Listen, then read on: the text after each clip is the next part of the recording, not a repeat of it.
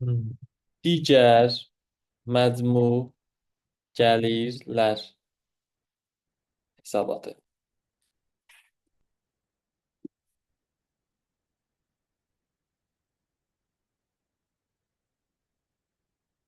Yəni burada sənin aldığın yenidən qiymətləndirmədə aldığın 200 min manat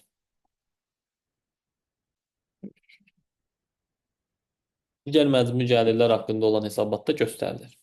Yaxşı? Bunu yadda saxlayın.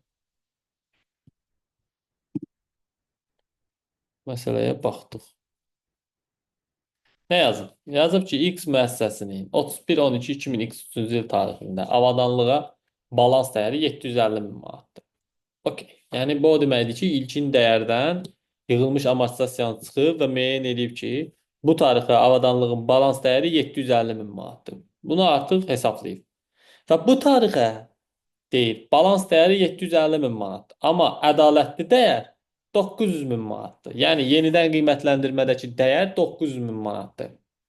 Amma deyir ki, avadanlığın əvvəlki illərə aid 50 min manat yenidən qiymətləndirmə zərəri mövcuddur. Bu nə deməkdir?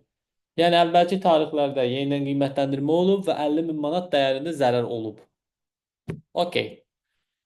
Deyir ki, 31-12-2023-cü il tarixində mənfəət zərər haqqında hesabat və digər məcmu gəlirlər haqqında hesabatda avadanlıqla əlaqəli nə qədər məbləğ tanınmalıdır? Uşaqlar, baxın.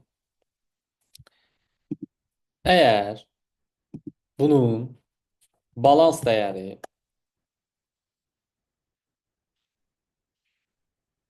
750 min manatdırsa, ədalətli dəyəri 900 min manatdırsa və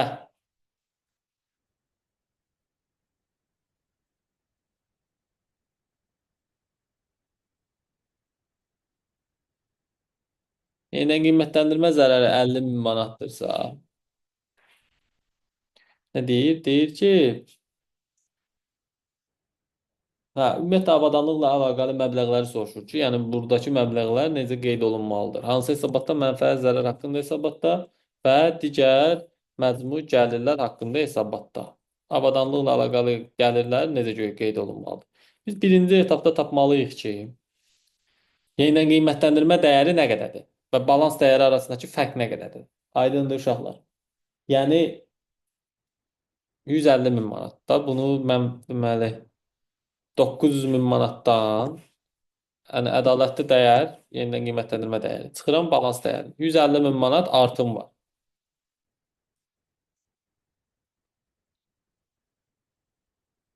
Dəyər artımı. Aydındır. Biz mənfəət zərər və 50 min manatda ziyanımız var. 50 min manatda ziyanımız var.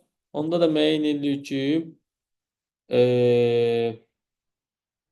digər məcmu gəlirlər nə qədərdir? 150 min manatdan çıxırıq 50 min manatı və 100 min manat bizim digər məcmu gəlirlərimiz var. Və ya biz digər məcmu gəlirlərdə qeyd edirik ki, 100 min AZN, mənfəət zərər hesabatında isə 50 min manat. Çünki biz 50 min manatı revers edirik. Yəni həmin o 50 min manatı geri qaytarırıq. Aydındır uşaqlar. Sən çünki 50 min manat zərəri qeyd eləmişdin. Hansı hesabatda, hansı ayın, ilin hesabatında 50 min manat zərər eləmisən. Burada o 50 min manatı bərpa edirsən. Bərpa elədiyinə görə 50 min manatı revers edirsən. Geri qaytarırsan. Aydındır. Revers edirsən. Yəni geri qaytarırsan, amma burada da digər məcmu gəlirlər hesabatında da 100 min manat artım qeyd edirsən. Bu formada.